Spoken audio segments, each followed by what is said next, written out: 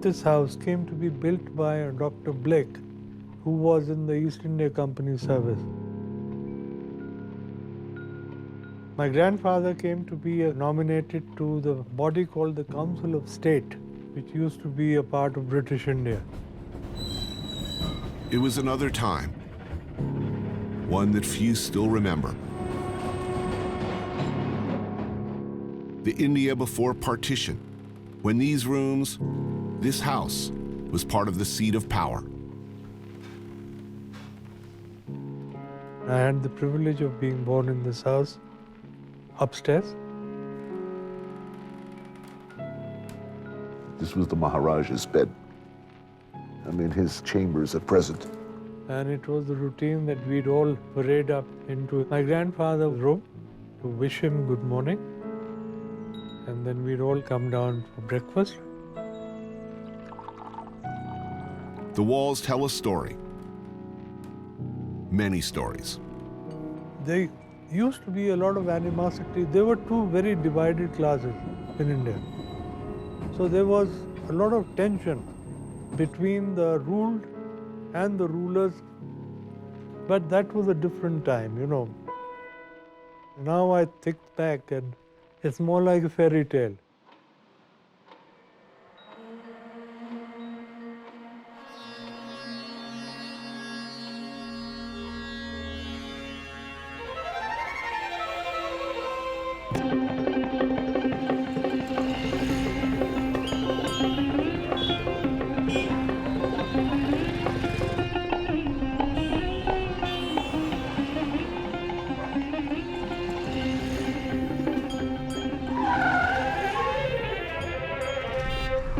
Day one in northern India, near the Pakistan border. This is Amritsar, the Indian Punjab's largest city. Population, about 1 million. This is a part of India I've never seen, a place I've always been curious about. Home to some pretty legendary cuisine. In Amritsar, they have a saying: the best food isn't cooked in people's homes. You find it on the streets. Punjab, oh, you up in Punjab? Peace to my Delhi fam in Karoga. And Tony, you a OG. Jiski bibi moti.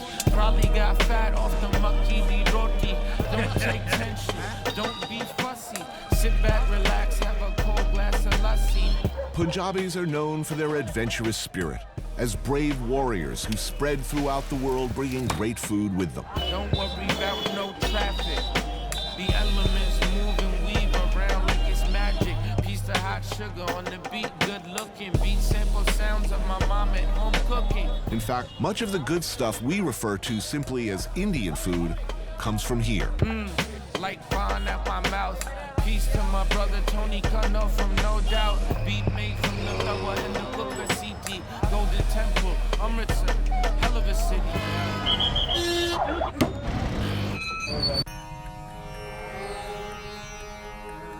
The Punjab of the early 20th century saw some of the most violent resistance to British rule. And when the British finally cashed out in 1947, they carved off a huge piece, what is now Pakistan. And it remains a potential flashpoint for conflict. But that's easy to forget when you first smell the food.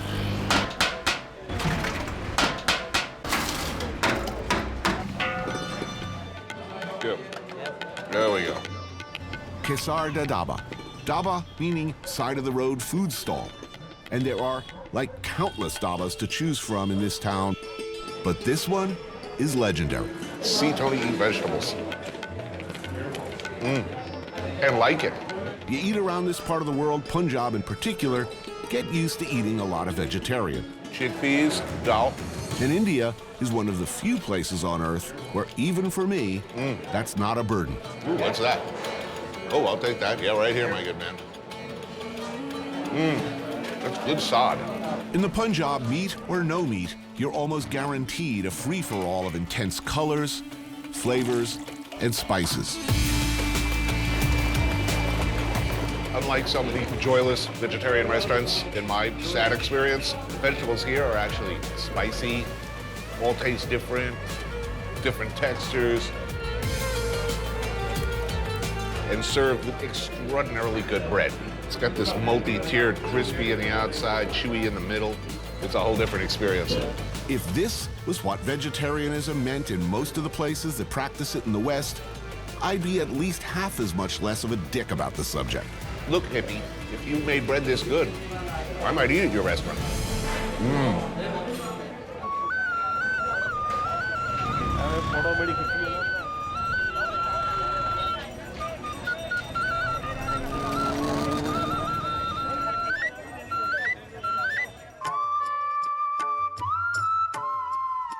Around here, one of the first things you notice that's different from the rest of India, turbans. Everywhere.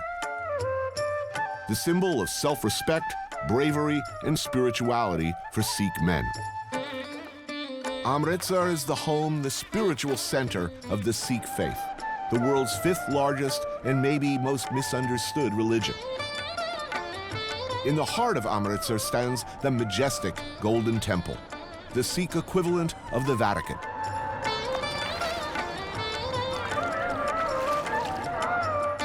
Sikhs are fundamentally against any caste system, believers in religious tolerance, but they are just as fundamentally warlike when it comes to defending their principles and what they see as their territory.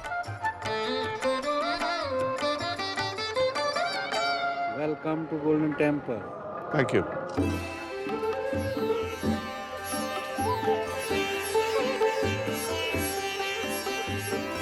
Today is a Guru Purab, one of the most auspicious days of the Sikh calendar. Pilgrims from all over the world come to worship, walk the perimeter, and bathe in the holy pool. All are welcome, of any faith or caste, to remove their shoes, wash their feet, cover their heads, and take part in a simple meal.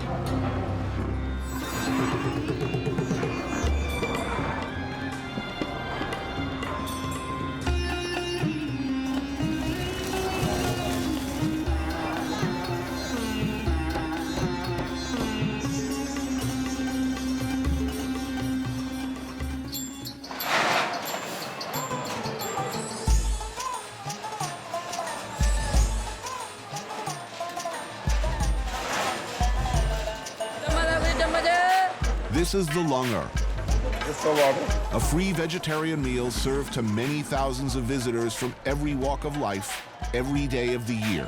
They serve 16 hours a day? 16 hours a day, For how many years? Continuously? 300 years. 300 years. Everyone doing the cooking, the serving, the washing of thousands and thousands of metal plates and utensils are volunteers.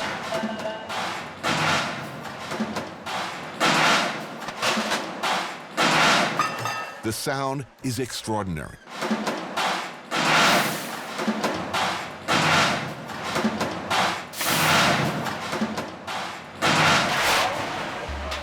We have a teaching that everyone should serve all 3 things, money, mind, and body. Right. Should be served to other people, free of cost. And that's what we do. Walking me through it all today, Donwant Singh. Now, for a religion that's so concerned with tolerance, where does the Grand Punjab military tradition come from? Because it's a very, very powerful one. So powerful people, so hardworking people. Every Sikh you see, if he is baptized, he wears a small sword. In our Prophet, when we get baptized, he says, you must protect yourself, you must protect the others, and you must protect your country. So that makes us what we are.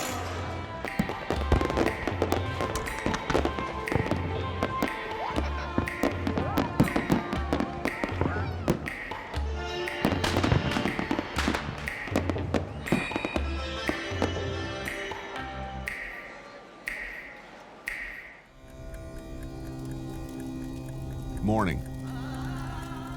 The smoke from countless burning fields covers Amritsar in a thick haze.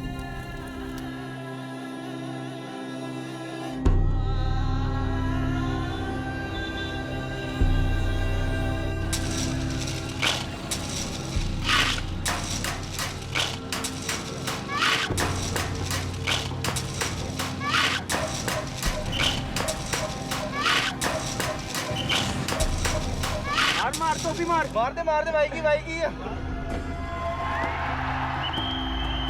ancient art of Pehlwani evolved from Indian wrestling techniques that date back to the 5th century BC.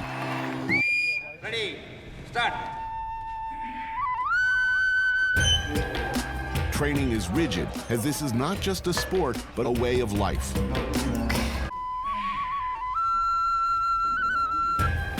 Wrestlers live and train together and have strict rules of diet and personal conduct.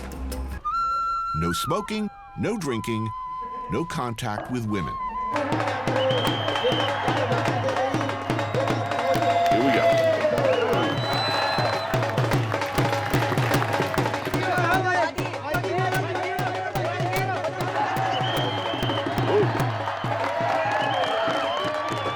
I took high school wrestling, actually, so that I could get out of gym class. I was a dirty, dirty fighter.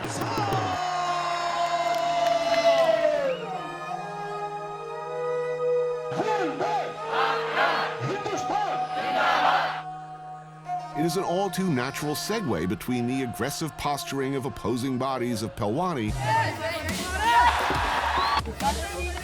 and this. The entire border between India and Pakistan has only one crossing. Here at Wagah.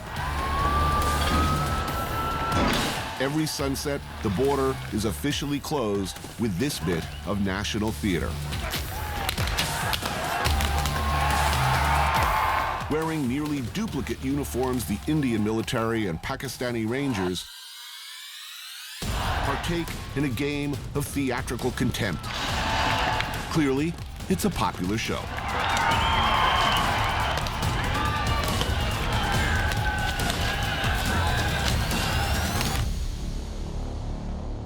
So where are we? We are right next to Pakistan. India and Pakistan were once one country, ripped apart in one of the hastiest, ill-considered partitions imaginable. Beyond there, no more fence? No more fences. So it's, once you get past there, Yeah. you can go straight into Pakistan if you yes, want. Yeah. So See, they're- the they're- problem is, the thing is, India is trying to stop people from coming in. The infiltrators, drug dealers and terrorists. Uday is working on a documentary about the India-Pakistan border. Right? No one wants to go into Pakistan. No one wants to go into Pakistan. No one wants to, in their right mind, wants to go into Pakistan. Well, really? That's a fairly decisive statement. So they put up the fence, but the fence is on the Indian side. Yeah, it's 150 meters from the border. Right. So beyond that fence, still Indian farmland. Yes, So people who live over here can farm over there. can farm over there. The Punjab is a fertile region in an otherwise very dry country. This is India's breadbasket. With over 1 billion people currently residing in India, every inch of fertile Punjabi soil has great value. These are people who owned land over there. Yes, Then they put the fence. yes, Suddenly your life became difficult. exactly. They are restricted by many things. They can only grow some kind of crops, and they can't farm more than 8 hours in a day. How long does it take to get back and forth? The border security force mans these gates, so they have times, when they can enter and come out.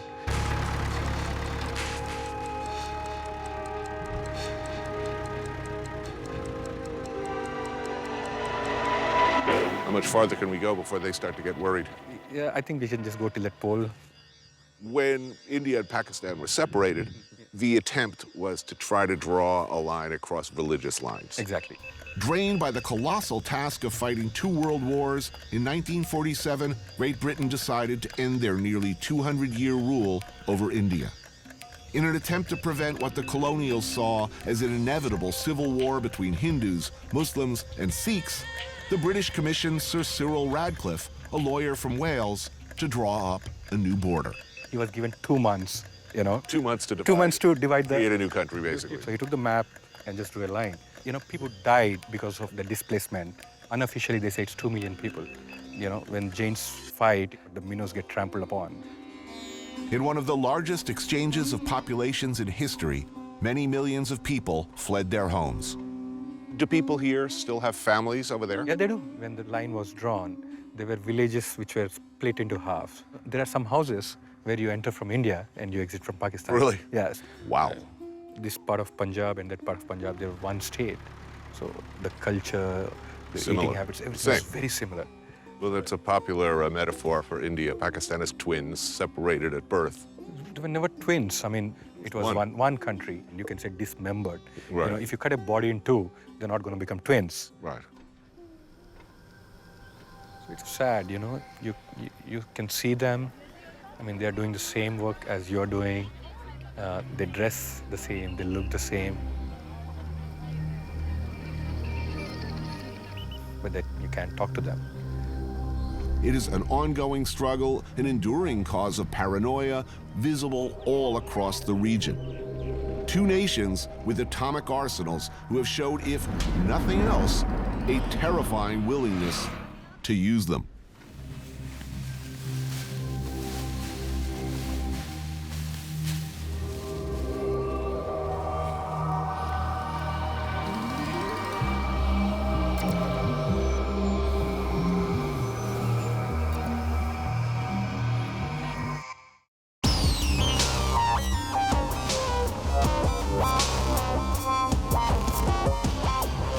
From the horrific 2006 train bombings to the militant attacks in Mumbai, the threat of terrorism along this border is a daily concern.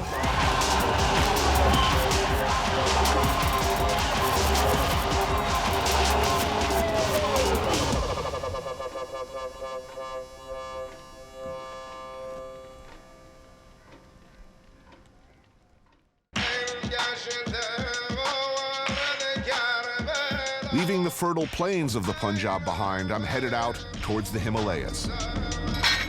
And getting there, at least the way I'm going, hasn't changed much in the last 100 years.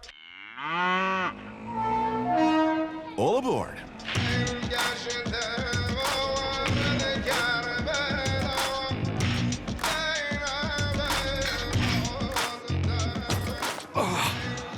This is going to be suboptimal seating. Yeah, I don't think this reclines.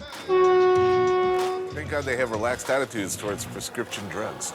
Before you enter the gateway to the Himalayas, you better self-medicate.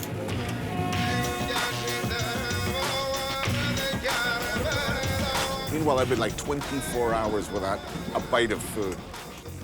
I arrive, it's like, oh, well, there's snacks on the way. Great, get a bag of peanuts. Truth be told, I'm an angry, bitter man when I board. I'm guessing there ain't a Shoney's or a P.F. Chang on the way. Kind of cute, little train. It's so little. It's like the Universal Tours. I want to go on a King Kong ride. While my stomach growls, I become the kind of traveler I warn against. Gripey, self-absorbed, immune to my surroundings. But as my brightly colored little train heads up into the hills from Kalka Station, known as the gateway to the Himalayas, my worldview starts to improve.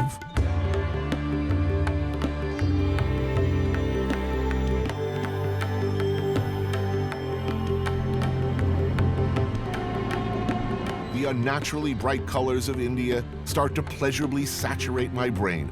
The views from the window of ridiculously deep valleys, 100-year-old bridges. It's, well, breathtaking.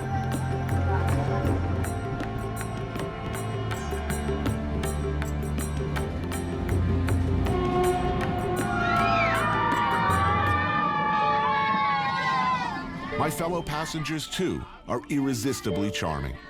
The school kids in their uniforms cheer in unison every time we pass through one of the tunnels.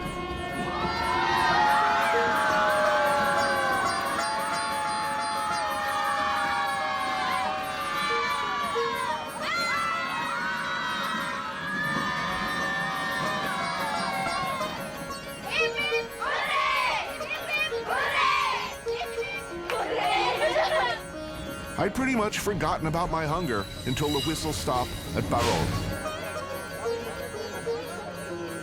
Can I have one of those and two of these? This place is named for a Colonel Barod, the British engineer tasked with building the line up to Shimla. Thank you. The station and the adjacent tunnel bearing his name are rumored to be haunted. It's delicious.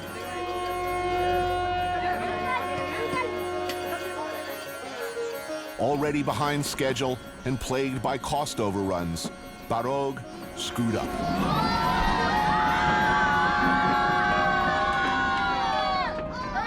When he realized the two ends of this tunnel didn't meet in the middle, he shot himself.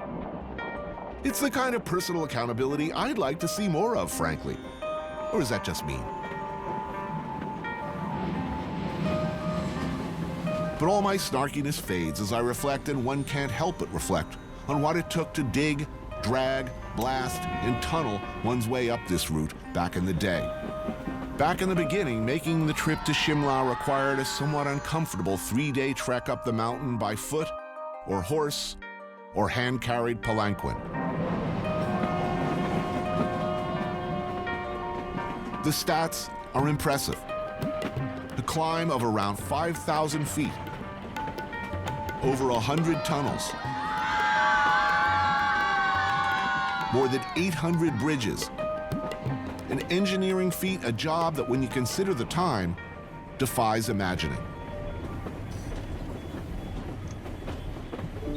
In the building of this railroad, many died. Many, many died.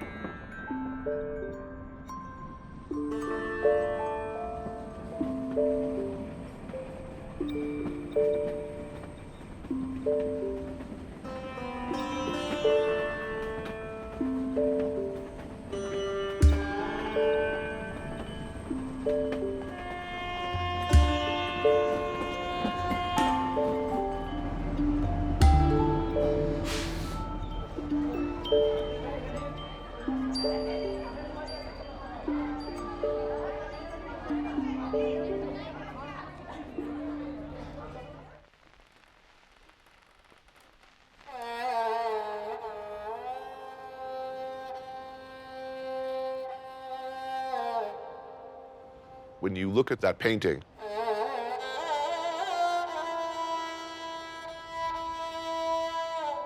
when you stand out front in the garden and look out at the view,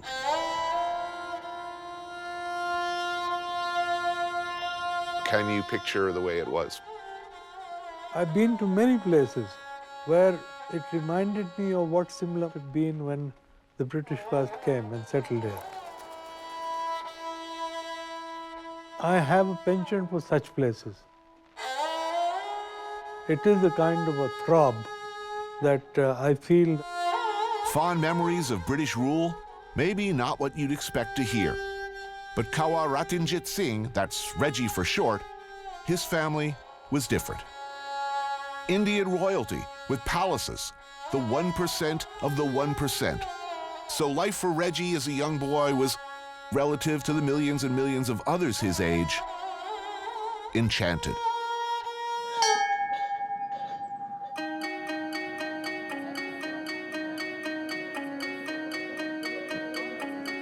Shimla is from a time before partition, when nearly the entire ruling class of British India would move to hill stations in the hotter months.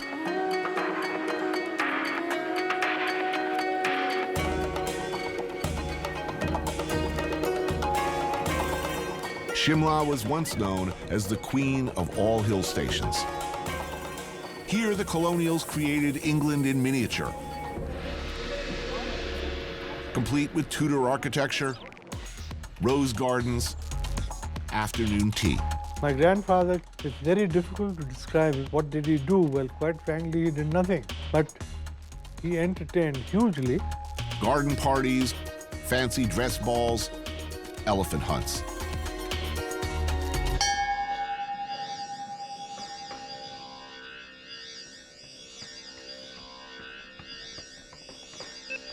The remnants of British rule can still be seen and felt. This is particularly true of one house, Chapsley. My family was very fortunate that they were able to buy this house because it was a famous house. The house was purchased by Reggie's grandfather, the last Maharaja of Kapurthala. Those Brits really left beautiful buildings.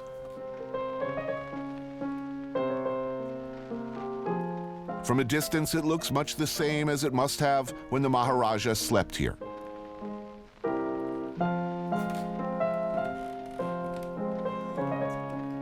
check out the tub.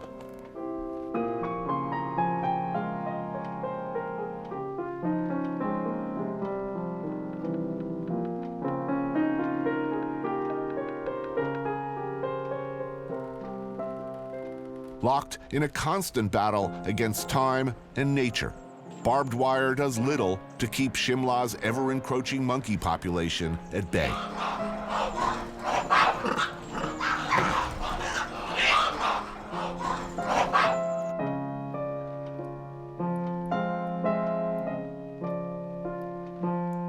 Stripped of their wealth and their kingdoms, the one-time royals all across India have had to either sell their estates or, like Reggie, turn them into hotels and guest houses in order to hold on.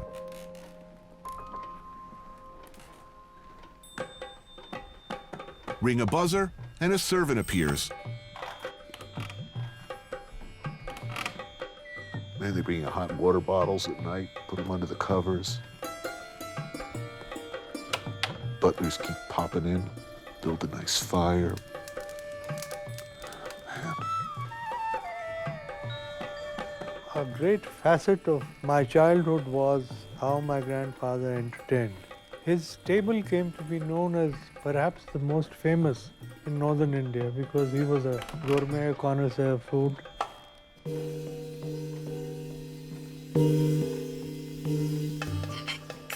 Tonight, dinner at Chapsley, an elaborate Anglo-Indian menu from Reggie's childhood. I'll put on my apron first.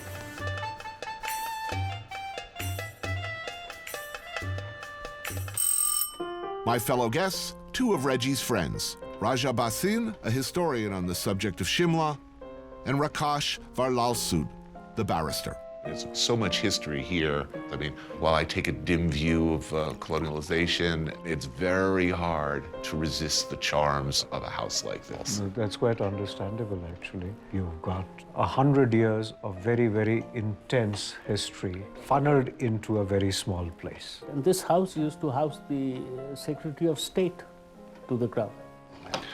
What am I eating? This is eggs œufs à la Florentine.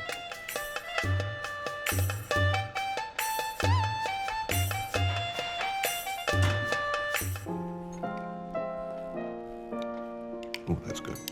This was a small town. A small town with a very, very big government. Shimla enjoys the unique distinction of having been the summer capital of India, and surprisingly, it was the capital of Burma during the war days. So here you have this tiny little village up on the hill, connected to the rest of the world by a narrow mountain path, and they rule approximately a fifth of the human race for 8 months every year. In today's context, it would almost seem bizarre.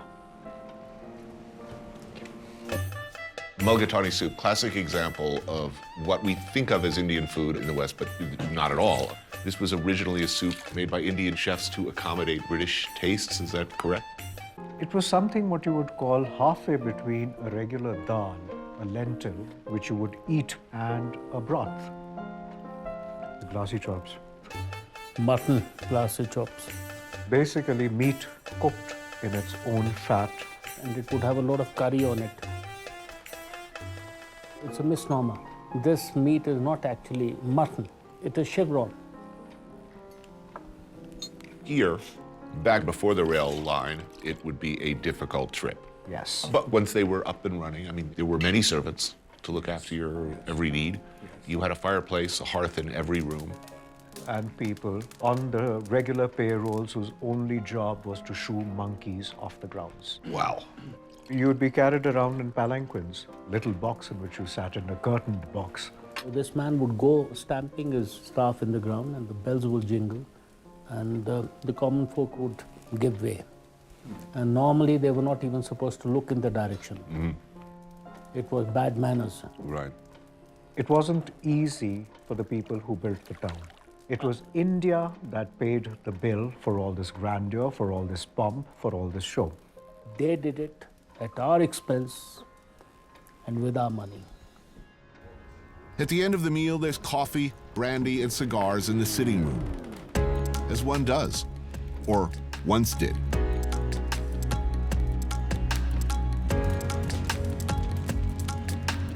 I hope you enjoyed the dinner too. Oh, very much. It was delicious. Really wonderful. A lot of history in this house.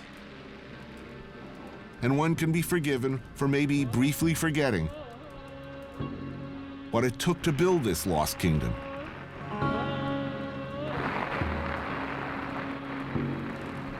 And how much the world has changed around it.